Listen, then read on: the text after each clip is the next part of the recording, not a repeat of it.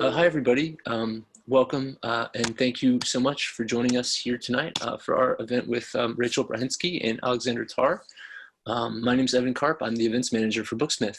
We're an independent bookstore and a mainstay of the San Francisco Haight-Ashbury district since 1976. We're here to celebrate the new book by Rachel Brahinsky and Alexander Tarr, People's Guide to the San Francisco Bay Area. This is the third in the series by UC Press. They've also have People's Guides out currently for Boston and Los Angeles. I'll drop the link for the series here in the chat in a moment. People's Guide, though, is a series of guidebooks that uncovers the rich and vibrant stories of political struggle, oppression, and resistance in the everyday landscapes of major cities. Rachel Brahinsky is Associate Professor at the University of San Francisco, affiliated with Urban and Public Affairs, Politics, and Urban Studies. Her research is focused on race, property, and urban change. Alex Tarr is Assistant Professor of Geography at Worcester State University. His research, writing, and cartography examine the development of cities, food politics, and digital culture. Welcome, everybody, and special welcome to Rachel and Alex. Congratulations to you both on the book, and thanks for joining us tonight. Thank you. Thank you so much.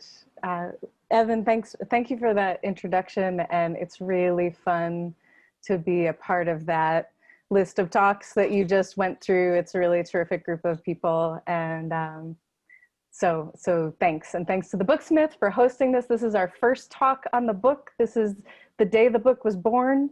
And so this is our book release moment, and hi to everybody who's out there. We cannot see you. We don't know who you are, but we know that you're there. And so that's really great. And thanks. I think later on we'll find out who you were potentially. So please do write in the chat so that we know and can connect in that way later on. So we're just really excited to be here today introducing our book to you. And Alex, over to you. Thank you.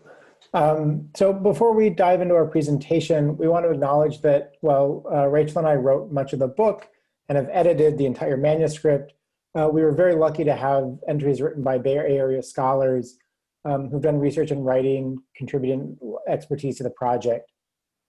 Many other wonderful people supported this work. In some cases, they contributed a single photo. In other cases, they connected us to people with images, more stories. So we want to take a moment and really thank all of them for their various contributions to the book. And well, I'll pass it back to Rachel. Great. We're going to go back and forth like this kind of through the talk. This is our style. So passing the mic, this is from Oakland to Massachusetts and back. So this is an extreme digital transaction going on here. Okay, this book. I want to start by just kind of quickly orienting you all to the kind of book that this is. It's an unusual one. It's a hybrid of styles and ideas. And though it's a guide, it's an academic work. It's peer-reviewed, it's deeply researched. It's built through a series of more than 100 short essays about places. And we typically use each place as a starting point for thinking about something bigger. So, for example, the role of public space or the legacy of a particular activist movement or ethnic group. So through the book, we're offering stories about places while also reaching for the larger meaning with an emphasis on social justice struggles and on the political and economic tensions that produce those struggles. So the essays are short, but they collectively produce this bigger narrative about the social and political geography of the region, how it's been produced, and by whom. So, and finally, that it's shaped like a guidebook means that it's written in a way that we hope will be accessible to a broad public. We'll tell you a little more about the structure of the book, and we'll show some maps later in the talk, but we wanted to start by reading selections from the introduction to set the scene and frame out some of the big ideas. And in a few minutes in, we're gonna scroll through some photos while we're talking. These are all by Bruce Reinhardt, unless we note otherwise. You'll see some other names as well, but you won't see Bruce's name, so I'm just noting that. And then after we read from the introduction, we'll do what I'm thinking of as kind of a lightning round with an overview of about 15 of the sites, 15 of those essays, kind of about a minute on each one. So turning it back to Alex. So we thought we would start with just the actual introduction to the book. So I want to read some of that to you now. So you might begin in West Oakland, a place that reflects a remarkable spectrum of the Bay Area's culture and politics, its historical contradictions and challenges, and perhaps its hope for the future. Traverse these streets and you'll see Victorian cottages hand-built by workers in the late 19th century. You'll pass by community gardens where locals are claiming their right to urban spaces while remaking the meaning of urbanism. You'll maneuver streets where mid-century urban redevelopment tore through, devastating the neighborhood, and where people responded by building movements calling for self-determination and community control that echoed around the world. In wandering here, you'll inevitably intersect with the BART train tracks as they swoop from under the San Francisco Bay. And for those of you who've been over here, I'm sure, are very familiar with this, shuttling thousands daily into San Francisco and out to the, quote, East County suburbs. In the distance, you probably can see some of the cranes at the Port of Oakland, the Bay Area's stalwart economic gateway to the world. You may notice tent camps under the freeway overpasses or in the in-between places where uneven development has produced gaps in the urban fabric. Not far from where these houseless folks find shelter, you'll also see slickly painted homes with high-end cars and new fences. These are the now ubiquitous poles of the Bay Area's economic extremes, visible from block to block. You can't see it today, but if you look down 7th Street towards the San Francisco Bay a century ago, you would have been facing the last stop on the first transcontinental railroad.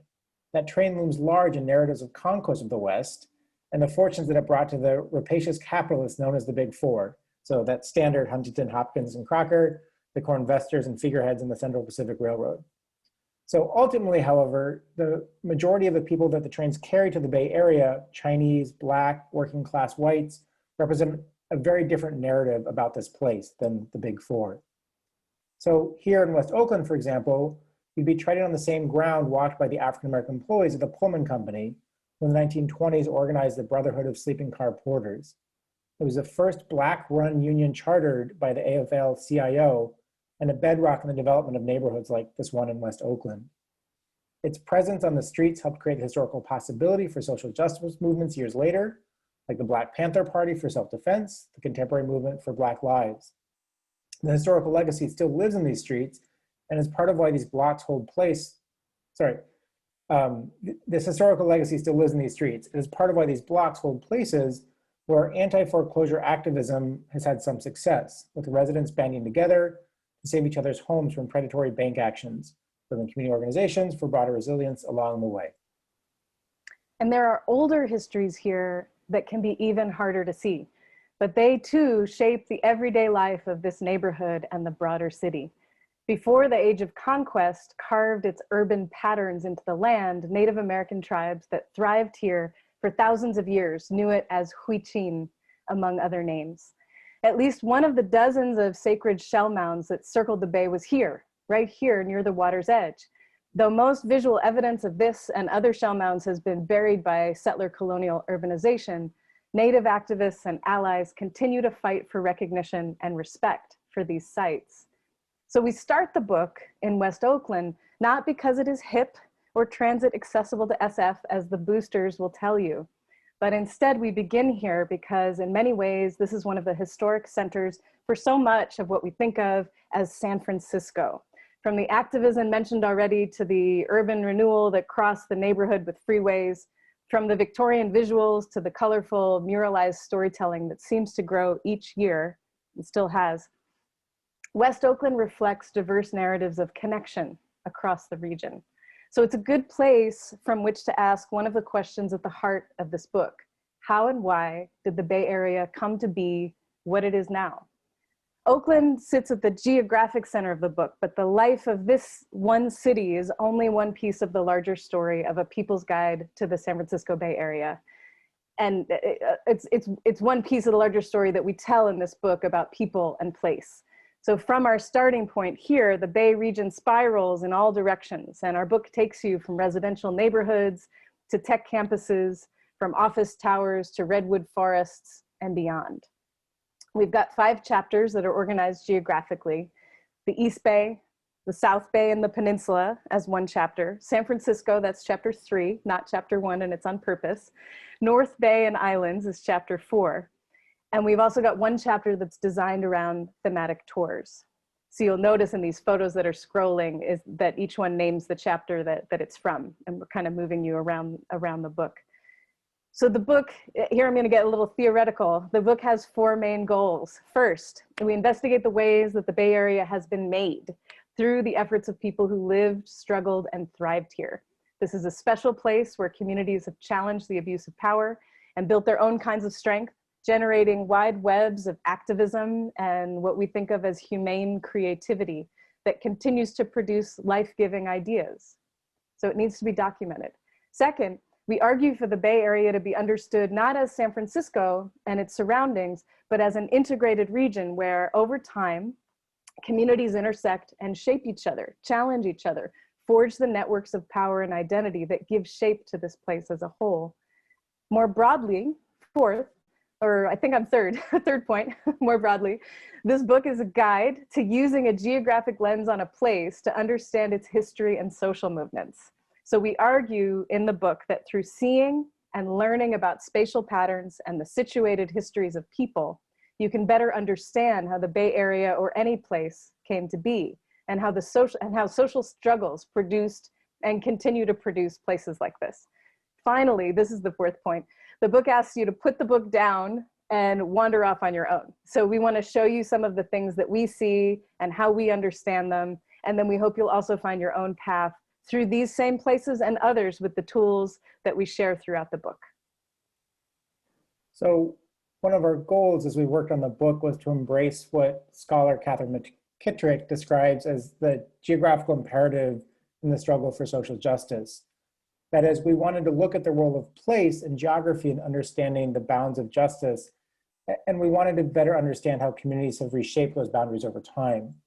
So literary legend Toni Morrison writes about this sort of work through the metaphor of mapping, and geographers love mapping metaphors.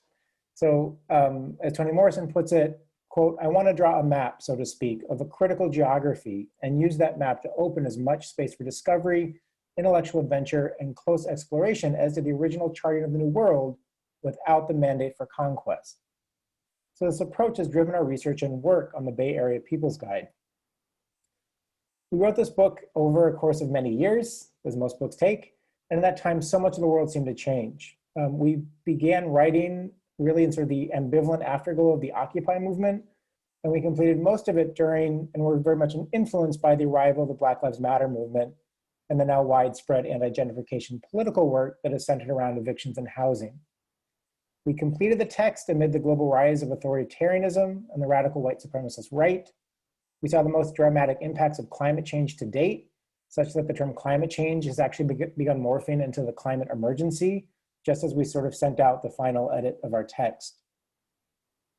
The movement of that crisis was so rapid that we expect there to be new words and new terrible milestones: deadliest fires, biggest floods, hottest summers, hottest winters, before the book really makes it into your hands.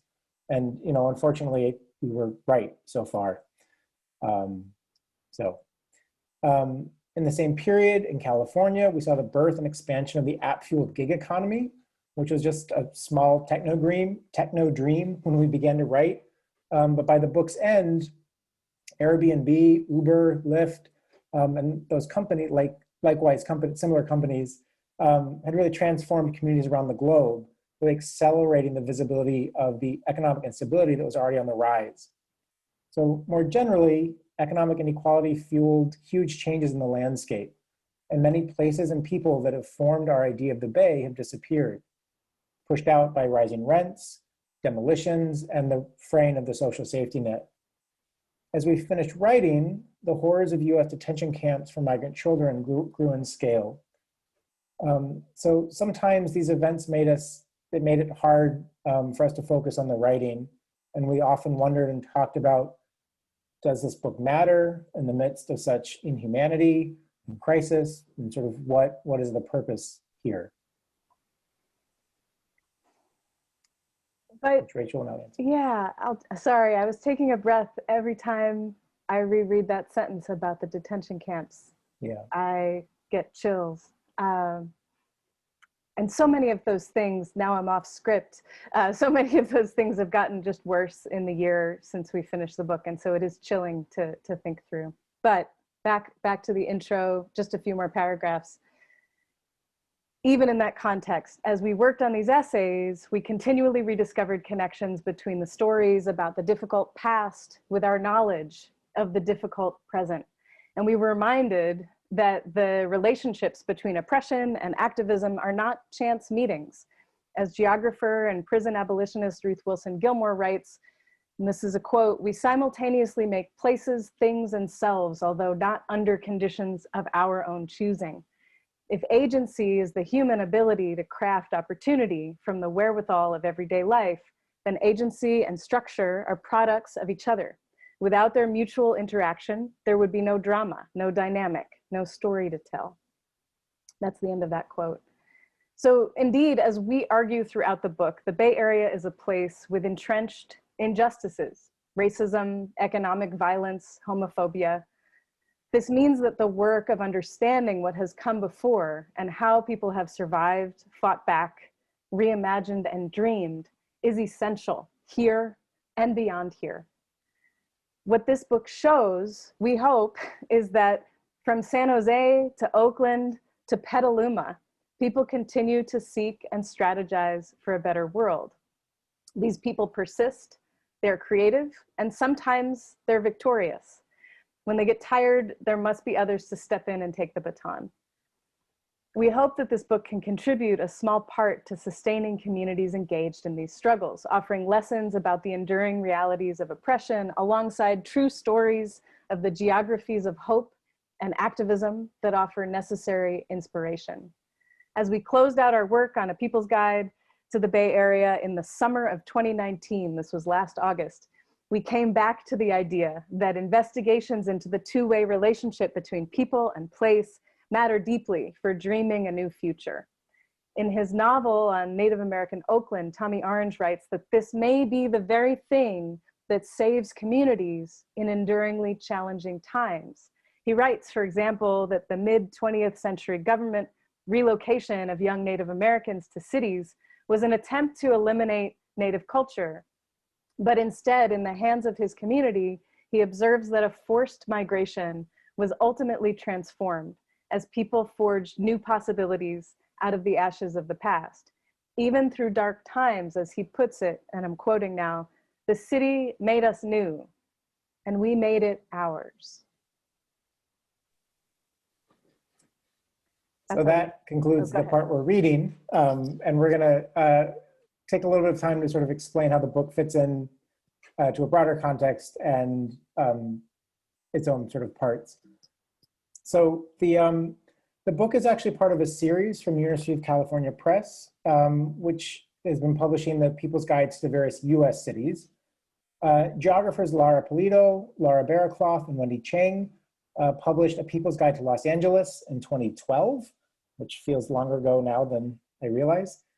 A People's Guide to Greater Boston came out in June of this year, in 2020, and the New York City Guide should be out any moment now. And there's a number of others in the works. So what you're seeing on the screen here is actually from a website that's in development, which will be a virtual home for the books and sort of expand the projects. So you can see a number of the projects in the works here.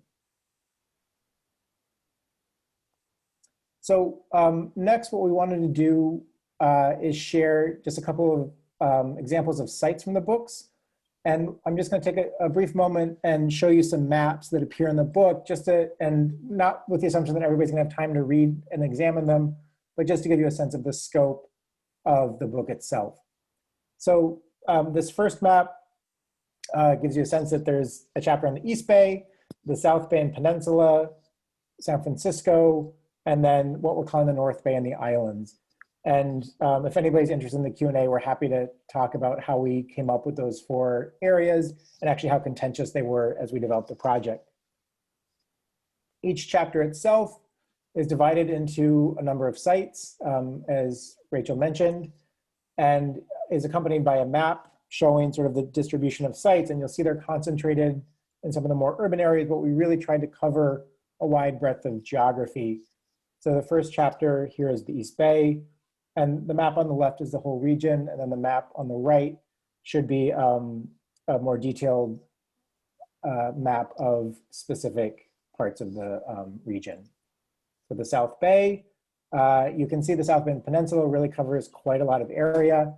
And I will talk more about San Jose in a few minutes and sort of its role in the Bay Area. San Francisco, obviously, is sort of, despite our best efforts to decenter it, very much at the heart of the book in some ways. And you can see really the sort of the areas around downtown reflect the history of sort of the city moving outward from that point. And last, and certainly not least, one of my favorite chapters, they're all my favorite chapter, the North Bay and Islands, really sort of capturing a large swath of the region. So with that, the fifth chapter, I'm gonna let Rachel explain a little bit. Sure, and I need to say that Alex hasn't mentioned that he's the cartographer for the book, so I'm going to mention it now. And so all of these beautiful maps were designed from scratch, as it were, by Alex, and many variations and versions came before this. So the labor of that is something I want to thank you for, Alex, and honor and really appreciate. So the tour chapter, we've got, I think it's 5 tours, and we're showing you just 2 of them here. And the way that the tour chapter ends up working is that it's basically a place where we identify themes across the other 4 chapters around the entire bay. So you could take them as a tour to go from place to place and do the whole thing. It would be a very major journey to do that. And so it's more of a conceptual tour to take you around the bay through these thematic concepts. And then they offer kind of tools for making your own tours. And so they're a lot of fun. So here's 2 of them. And I actually, the way my screen is, I can't see the titles. What are they, Alex? Can you see them? Oh, sorry. We have on the left, one of the first tours we conceptualized, Youth in Revolt, looking at the various sites that really focus on how young people have always been at the center of a lot of activism and organizing and community building, and connections across the bay, which is part of what is interesting, I think, and exciting in the book. And the second is the Intertribal Bay, which is looking at the sort of long history of indigenous and native life and activism and community building in the Bay. And I'm actually, in just a moment, going to talk more about that at length, and how there's a sort of uninterrupted history and present of indigenous life in the Bay Area. Great, thank you. Yeah, so there's several more tours, and I think they can be done in chunks. Yeah. But it would be a long drive in one day. It would be. Or a long bike ride, which I've tried. Good. So let's move on to the next. We've got our lightning round, and Alex is going to go first and talk through, I think it's 7 sites in 7 minutes, maybe. Yeah. Yeah. Sample sites. Okay. So yeah, this is going to be very brief overviews, and obviously we're happy to take questions at the end. But just to give folks a sense of the kind of sites, entries, way of approaching this project that we cover in the book. And I just want to briefly mention, because I think I forgot to say it earlier, both Rachel and I are geographers, we're not historians. So we are very interested in history and telling history, but we bring a sort of different set of tools and ways of thinking about that to this project. So with that, 7 sites in 7 minutes. So I want to begin with the San Rafael Mission in San Rafael. This was the last mission built in the mission system, and it's a really important place to understand the sort of 3 interconnected ideas throughout the book. So first and primarily, it's a place to understand settler colonialism and how it structured the Bay Area for the last 2.5 centuries. And to really draw out, I think what's fairly commonly understood now for people who have been in California for more than a few minutes, that Spanish rule was explicitly a genocidal project. And indeed, San Rafael was actually built as a hospital to try to keep alive indigenous laborers who were dying at really horrifying rates at the other missions. And it's celebrated today as sort of the first hospital that was actually the site of really tragic death. But also it's a site of extraordinary rebellion. We talk about the 1829 Miwok Revolt, that was centered around this mission and pushed troops back to the Presidio several times. So it's a place of both sadness and oppression, but also struggle. Second, it's a really useful place to try to wrap one's head around the sort of post-conquest history of the Bay Area, which is actually quite short. So if you understand, the Spanish arrive in what's California in the 1770s, and in less than 75 years, the region has gone from being indigenous to Mexican to the California Republic briefly, and then as a US state. So in one lifetime, you end up with this very complicated, compressed history of the real transformation of the Bay Area. And this is a place where the mission goes from this sort of hospital to being turned over to wealthy landowners to being completely destroyed, which brings me to my sort of third idea about this site, which is an important place to think about how myth-making happens. So what you're looking at was actually constructed in the early 20th century by an Irish Catholic priest with money from the Hearst family, because they were trying to romanticize this mission history. So we think a lot in the book about how these histories get told. So moving a little bit further down the bay, I want to talk about China Camp. So I think, again, the 19th century Chinese immigrants were facing extraordinary violence at the hands of white Californians. And the small beachfront stretch here was one of about 24 villages around the bay where Chinese migrants were able to claim some space and some security and make a living as shrimpers. So they were gathering shrimp out of the bay. And if you visited this is a beautiful state park now. It's a beloved site, and it's an interesting story in its own right about how it became a state park. That story of where it comes from is well told.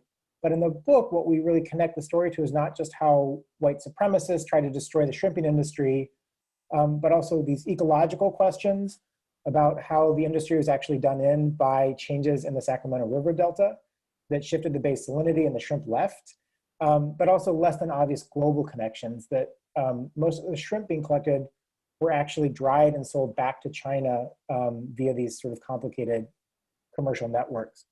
So what really interested us most in this site was thinking about how the present sort of use of it is used to make important political claims about the path to sort of move forward important racial justice projects. So there's a lot more to be said there with all of these. So I'm going to jump to the other end of the bay now, to the Gold Street Bridge. And this is one of my favorite sites. It's, I really recommend visiting. It's a great pandemic visiting site. It has stunning views. It's a great place to visit, and you can really feel the sedimented histories of the region. You can see Google and train lines and all of it sort of on top of each other.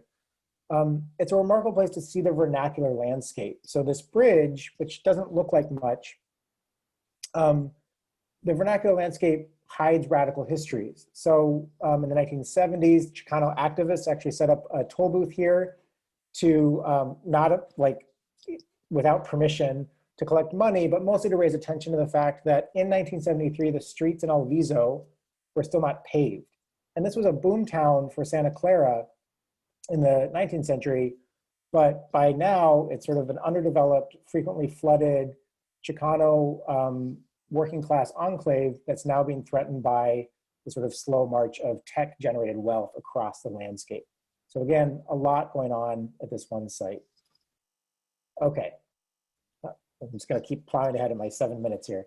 So the Golden Gate Village is, if you see these striking buildings were actually designed by Aaron Green's firm, who's the West Coast branch of Frank Lloyd Wright Architecture, and the famed landscape architect, Lawrence Halperin. So if you know about landscape architecture, he's the guy for a lot of Bay Area post-war work. And they used FHA money, so the FHA is usually associated with white flight suburbs, to build these affordable public housing for predominantly Black migrant workers who would move to Marin to build ships during World War II, right? So these are the people who helped us win World War II. And behind the housing projects are the vast expanses, the open spaces of Marin, and in front of them are these extraordinary bay views. So even though Marin is now like increasingly wealthy and white, I think when we wrote the book, the average house price in Marin was like over $1.5 million. And the housing projects are in dire need of millions of dollars of repair. residents who have lived here for decades actually worked with architectural historians to save the buildings for through the National Historic Registry.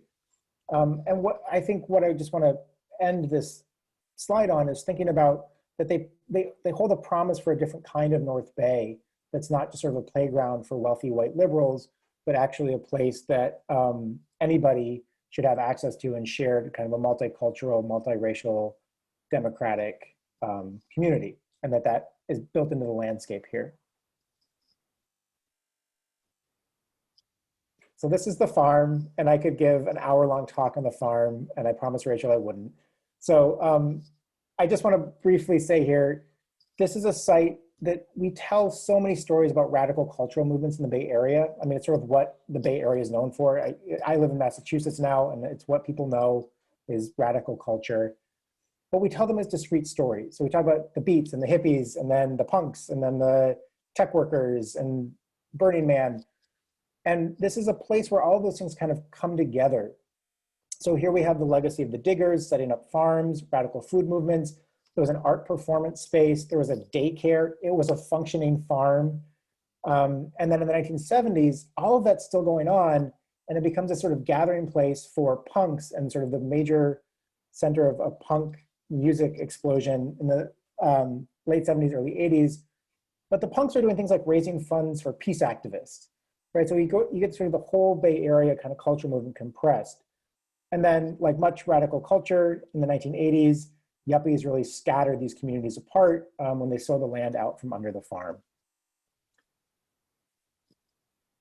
At the opposite end of the sort of radical culture is the new United Motors Manufacturing Incorporated plant, which opened in 1984 as a joint project between General Motors and Toyota, with the promise of this like new style of car manufacturing. Toyota officially closed the plant in 2009. It was the last union car plant in the West Coast. But the story's really bookended at one end, historically, with the story of how General Motors suburbanized their production in the 1960s, moving from Oakland into Fremont, and with them took high-wage jobs that were sort of taken out of Oakland and taken away from Black workers, moved to the white suburbs. At the other end is Tesla. If you look carefully, you can see this is now the Tesla plant, who, despite their kind of tech-centric sales pitch, Tesla runs one of the least automated plants in the world. It's very hands-on construction. They have record high injury rates, and their wages are fractions of what the UAW is able to get from GM and Toyota. So you can really get sort of a century of labor history and geography crammed into this one peculiar site. And the parking lot is not full of Teslas, which is one of my favorite parts of it. And last, to sort of bring us, or at least my sort of speed talk full circle, our dear collaborator, Deanna Negrin, contributed this site to the book. And I want to just talk briefly about how it helps us understand the Bay Area as a long-standing site of Native American life that sort of stretches from pre-conquest through contemporary urban life. So the Intertribal Friendship House was founded in 1955 by members of actually several different tribes, many of whom had actually been coerced into moving into the Bay. And Rachel read that quote from Tommy Orange about sort of how the federal government tried to annihilate indigenous culture and life by urbanizing the young population.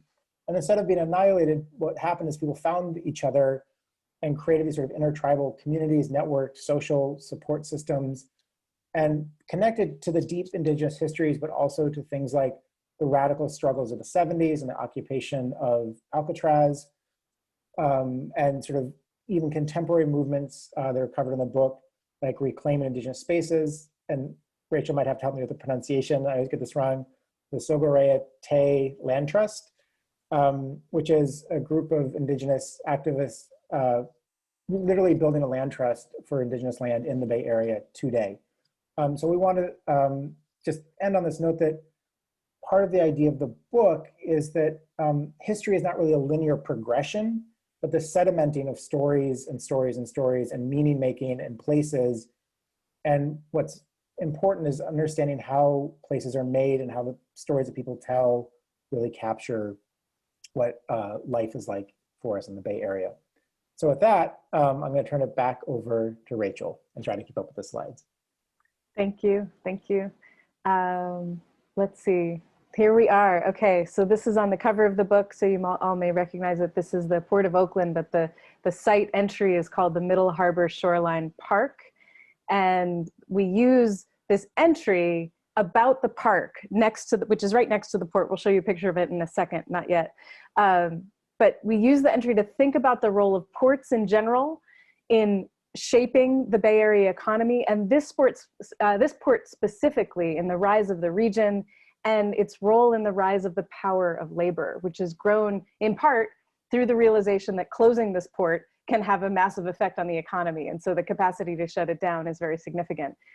In this entry, though, we also talk about the story of the Occupy movement and its takeover of the port in December 2011, and introduce readers to the presence of the park itself. And here's one piece of it, which offers this really terrific underappreciated view of San Francisco in one direction and the operations of the port in the other. And there's a tower that you can climb if you go to the park, where you can have this view in one direction and the other view that we showed you in the other picture in the other direction. And you can kind of get from the top of the tower, you can kind of get a little insight into how things move at the port, which is something I don't think they really want us to do. And so it's a good way to get some insight into a kind of hidden in plain view geography that's really essential to the workings of the region. There's also a beach at this park, which is the only one in Oakland. It's a little beach. So that's all on this one. So, oh, I think I'm out of order in my notes. Great. No, that's okay. Oh, okay. Room 641. Great. 641A. So this is a room in the AT&T building on Folsom Street in downtown San Francisco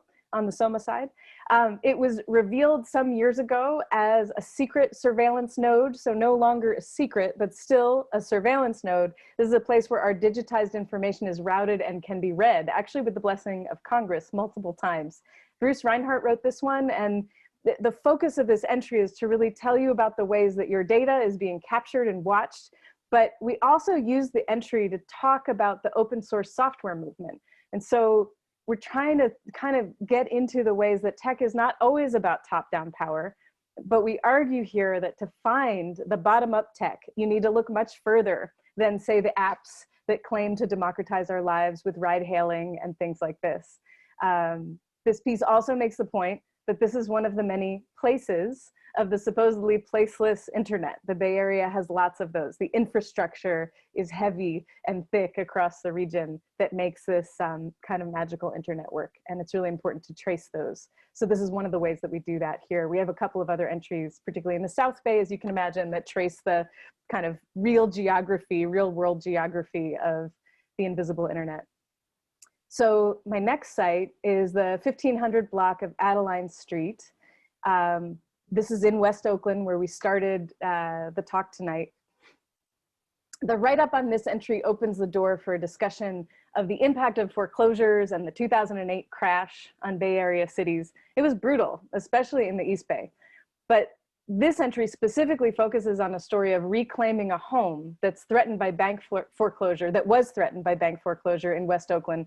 The entry was written by Katja Schwaller, and the entry is about the success of that action. They did get the home back, but also about the legacy and succession of community work and activism in Oakland.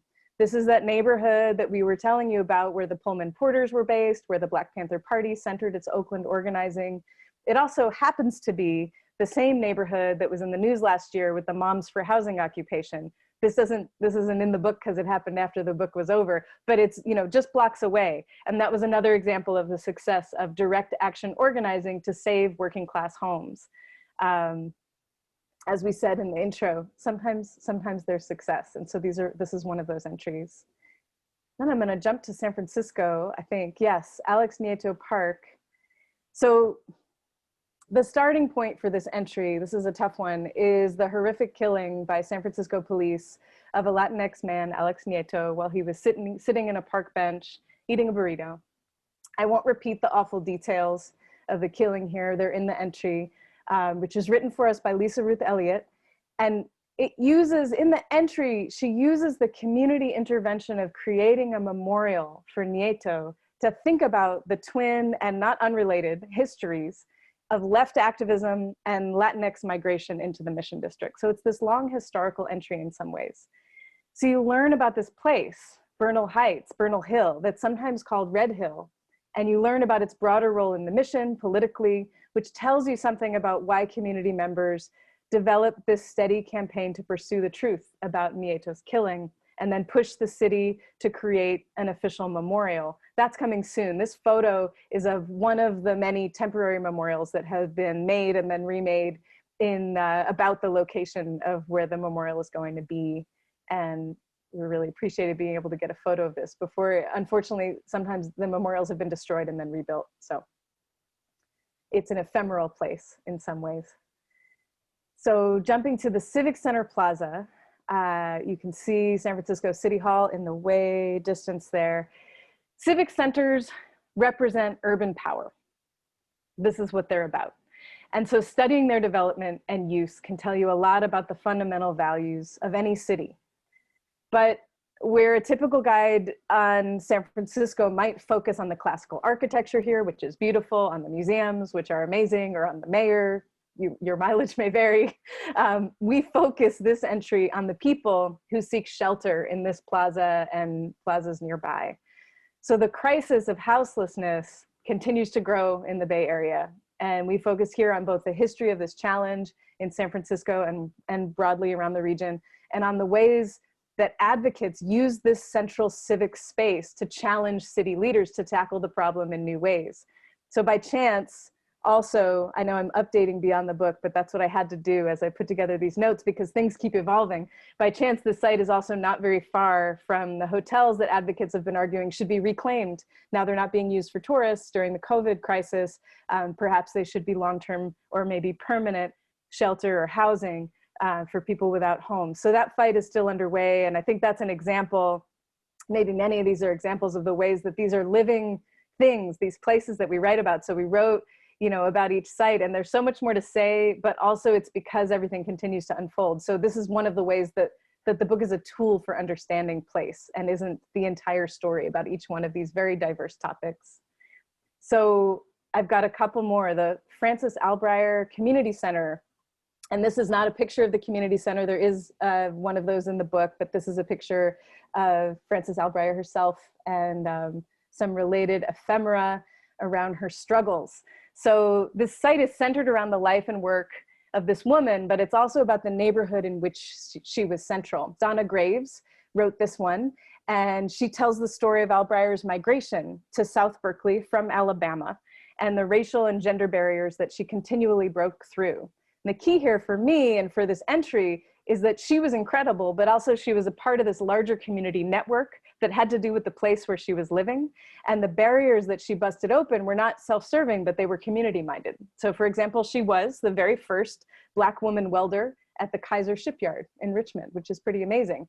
And in demanding her rightful place for this position, for which she was highly qualified, she helped open up space for a generation of Black women. And this is just one of her many accomplishments. You'll have to read the entry for more.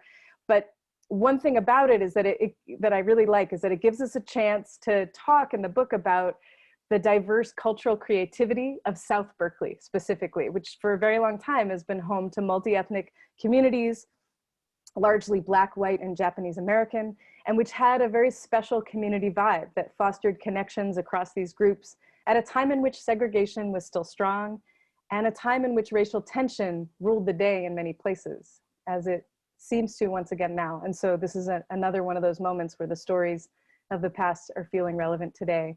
I have one more place to talk about before we go to questions, and that is the Soma Filipina streets in San Francisco. This is a photo of a mural right near these streets. This entry, which focuses on many things, but uses the streets as a starting point, is a really great story of kind of bottom-up place naming, in contrast with the realtor, developer, dead politician kind of street naming that is so common in our cities. So a lot like Westbrook Court, which is another site in the book that you can read about in the Bayview, this site offers an opportunity to look at the vernacular monuments of street names and to think specifically about the important role that the Filipinx community has played in San Francisco historically. This is a neighborhood with really important transnational activist history that was nearly lost to the bulldozers of redevelopment, as Lisa Ruth Elliott writes. But through community organizing, Filipinx contributions were recognized with street names like Lapu-Lapu, which commemorates a 16th century indigenous Filipino who resisted Spanish colonial rule. Kind of an amazing thing. So that neighborhood is again in the middle of a cultural renovation with the Soma Filipinas Cultural District, which was created a few years back.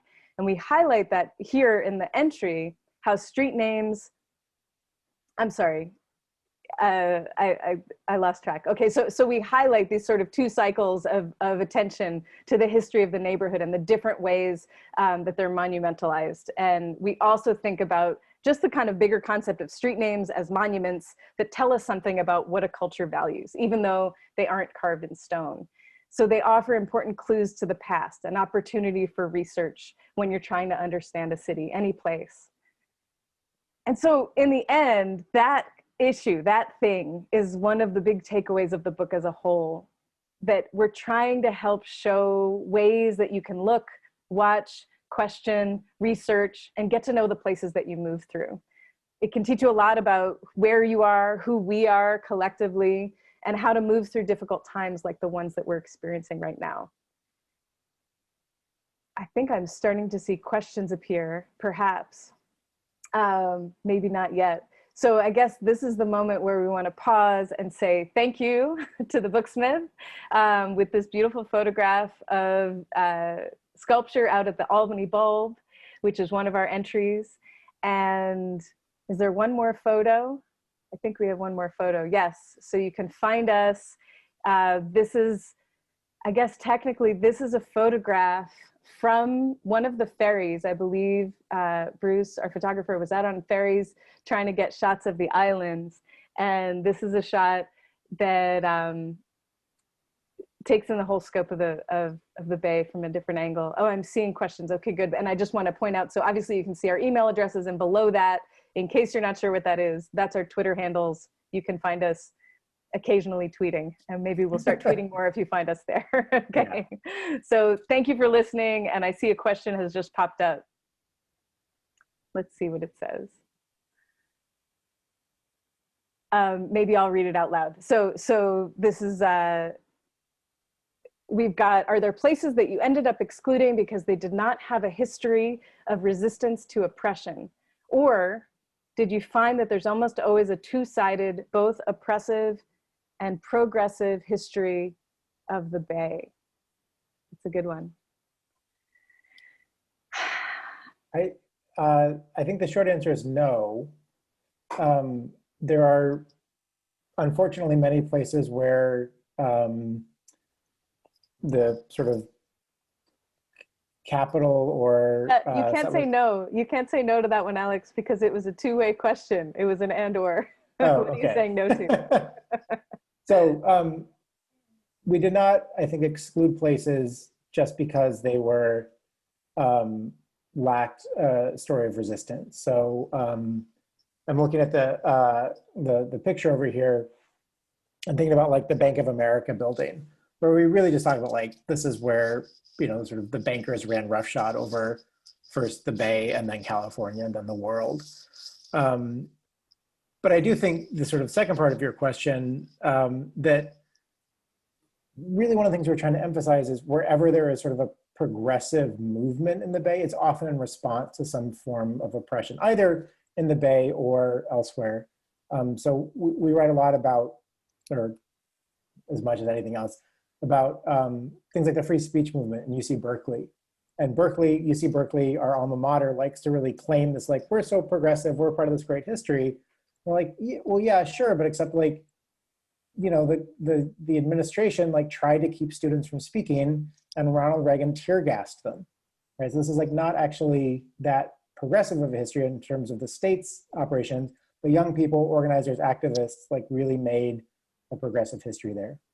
I don't know if that's. Yeah, I think that's exactly right. Obviously, we tend to agree a lot, which is part of how we did this project together, but we also sometimes see things differently, so that's good too. Yeah. But I think, I don't know. I mean, we weren't looking for places or for histories that were only one thing, but right. My experience in studying the Bay Area, which I've been doing for a long time now, for other projects as well, is is that that tension is always there. And so that's how we landed on that Ruthie Gilmore quote that's in the introduction, where she basically kind of says, like, you kind of can't find one without the other. You wouldn't need resistance, of course, without oppression, but also, where progressive, this is in some ways like the question about the Bay Area. I've been debating it with friends lately quite a bit. Where there is progressivism is often the result of a fight and a struggle. And then it's not always a consistent thing, and then it changes. And so I think that's the thing about history and geography both. People think of geographies as fixed, but they're changing all of the time. History is this sort of story of change, right? That is really, I think, kind of foundationally what that discipline is about. And so I think, is it always two-sided? I don't know. It's always multi-sided, for sure. And there's always this tension and a push and a pull. And as soon as you think something is settled in one direction, we get yanked in another, as we're all being yanked right now by the national scene. And so, as a side note, maybe this is a tangent, but since we're talking about change and geography, it just occurs to me that it's worth mentioning, one of the things that was both interesting and challenging in working on this project over the course of many years while we were doing other things, is that literally the landscape was changing. Buildings would get knocked down, businesses would close, neighborhoods would gentrify rapidly, as you all know, that can happen in the Bay Area or has been happening, and other neighborhoods would begin to be abandoned, as is happening more now. Certain parts of San Francisco especially are seeing lots of empty storefronts, and that was happening well before COVID. So these kinds of evolutions of the geography also produce a tension, a push and a pull. So I don't know if it's our worldview and it's our lens and that's how we see things. I don't think so. I think we're seeing what's happening, which is that there's this constant push and pull in both the history and the geography. And maybe as a roundabout way of answering Christina's question about are there sites that you could not include, the short answer to that is yes, there are hundreds. But I think as Rachel tried to emphasize, like so much of the book is about sort of trying to provide a set of tools for looking at every block of the Bay Area and ask these questions about how different people are experiencing it, what histories are here, what you can't see. And sort of maybe to connect that back to the first question, I think part of what I want to articulate is that it's also that each site is not about a specific set of like oppression or progressivism. And so much of what we do with the book is like try to connect all of these places. And we kind of had to really rein ourselves in to be like, you could explain the entire history of the universe by looking at one sign in one street. But at a sort of a real scale, like thinking as Rachel was recounting this story about the Filipina street names, I'm thinking about the entry we worked on about DJs and sort of the rise of turntablism in the Bay Area, which like transforms hip hop in many ways, is like these, very creative young kids of Filipino immigrants who like are taking their parents' like borrowed stereo systems and sort of reinventing popular music, which gets plugged into like East Bay hip hop, which becomes part of the sort of cross Bay political organizing for students. And we start to sort of, which is drawing on the Black Panthers. And really part of what we're trying to do is think about the region as these sort of always connecting, always shifting geographies. So it's hard to sort of say like yes or no to some of these things, but that's, I think, part of how we're thinking about it. That's good. And it's good to bring up that entry. There's so many different topics that are covered. And even though we covered a lot tonight, there's just a lot more that is covered in the book. We've got another question from Annalie Newitz, which is, and thank you, hi, which is, why do you think certain neighborhoods become sites of resistance over multiple generations? And I've been thinking about that a lot in the last few weeks, actually, and just, I think that what we've seen in a lot of these sites is that there are these legacies that people look to, so there's teaching, intergenerational teaching, of course, and there's culture that is built of kind of a political culture of resistance to power that is built.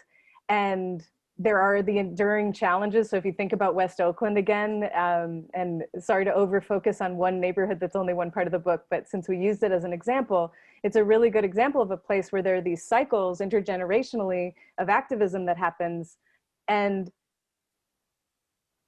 part of what's persisting in that case is it's a neighborhood that's experiencing withdrawal of economic investment and racism through urban planning and a variety of other means. And so there are these intergenerational fights to be fought. But so there's simultaneously intergenerational challenges facing this community, and then also this history and legacy that gets passed down and spoken about and reignited. You know, sometimes it's the sort of memories go to sleep and then they're reignited again. But I think that that is part of why, you know, naming the streets matters so much. And because even if you forget, you know, in the case of, I mentioned the site Westbrook Court, which is on Hunters Point Hill, and you may not remember who Eloise Westbrook was growing up in that neighborhood, but maybe one day you look it up and you figure it out and you discover, oh, this was this woman who led organizing around redevelopment and helped lead the rebuilding of the entire hill in this way that was totally different than what was happening in other parts of the city. And so, you know, similarly with Lapu Lapu and, you know, these other names. And so I think it's, you know, it's not a guarantee that there would be activism intergenerationally, or that would be sites of resistance forever in a certain place. But there are tendencies and possibilities. And when people kind of reach for those memories and learn, they get inspired, perhaps, and realize what's possible. You have to believe that something's possible, and it helps to know that it had happened in those very same streets that you walk down. And I'll try to very quickly add, there's a slogan in the labor movement of when we fight, we win. And I think there's a sense in which the way people have fought for certain neighborhoods, certain communities, certain cities, identities, that those struggles sort of become what geographers and urbanists call the right to the city, right? That people, I think, develop a sense that, like, this is their neighborhood. Their community is there. That it's a sense of place, and you know, there are so many neighborhoods in the Bay Area where those communities have been eradicated, right? And that land and that sense of community is sort of commercialized or transferred just to sort of an asset for somebody, and there's not that same sense of place there. I mean, there are senses of place, but it changes. But I think part of what happens with intergenerational struggles is people saying, like, you know, my parents, my grandparents fought for this house. They fought for this neighborhood. They, or, you know, I lived in the Castro, or sort of on the edge of the Castro for years. And it's changed a lot, and it's changing more. But, you know, it's a place that really matters to people, and it's sort of worth protecting and fighting for. And, you know, that sort of sense of place is like a sanctuary, of a celebration of life, of places that people survived the AIDS epidemic, right? Those sort of layering of moments for people really create a sense that place matters and is worth fighting for, I think, is maybe one way of thinking about it. And if I could just add to that, it's of course super delicate, because when you offer the example of the Castro, this is a neighborhood that has, you know, also been a site of the selling of that culture and the selling of those memories in an extreme way. And so that's an ongoing struggle kind of between, but both of those aspects are still present, right? So you have stores kind of selling the culture, and you also have people gathering at the corner of Castro and Market to march and to mourn and to celebrate over and over and over. And that's actually one of the sites in the book where we talk about the little park right there, particularly as, you know, in some ways, almost if there was no park, it's just that corner matters. It's a super vernacular landscape, right? It's not, there's not a big monument that we're writing about, although there are some monumental things nearby, and some memorials actually. But right in the street corner, that where the streets intersect, it's such a meaningful location, but it's only meaningful if the memory is kept alive. And so far that has been the case in the Castro, that you have both of those things happening still, even as it becomes, well, I won't characterize it, but anyway, those tensions are there. Yeah, absolutely. And I mean, not to toot our own horn, but I think part of why we wanted to write this book is to sort of help keep alive some of those memories and some of those stories, and encourage people to find them and say like, yeah, this is, nothing in the Bay has ever been static. It is constantly churning for good reasons and for very bad reasons. But to like not let go of those stories and the sort of sense of place that is everywhere. And some of it, like, just to connect some of these stories. I feel like I have to do my due diligence and give a shout out to the South Bay in San Jose, which is so understudied.